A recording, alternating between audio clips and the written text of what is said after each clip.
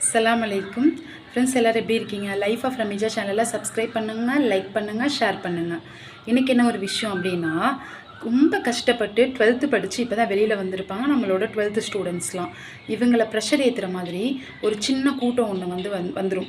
நீ இந்த கோர்ஸ் படிக்காத, இந்த கோர்ஸ் தான் நீ படிக்கணும், இந்த கோர்ஸில் படிச்சனா உனக்கு வேல்யூவே கிடையாது, இது வேலைக்கே போக முடியாது, அப்புறம் நீ எப்படி இன்டர்வியூலலாம் நீ எப்படி பாஸ் ஆகுவ, இது சுத்தமாக உனக்கு இந்த கோர்ஸ் படித்தா பிரயோஜனமே இல்லை உனக்கு, இப்படிலாம் ஏதாவது ஒரு கேன்வாஸ் பண்ணி அவங்கள ரொம்ப ப்ரெஷர் ஆக்கிடுவாங்க.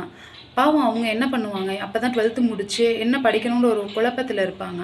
ஸோ அவங்களுக்கு நான் என்ன சொல்கிறேன் அப்படின்னா, இந்த மாதிரி ஆட்களுடைய பேச்சை கேட்காதீங்க.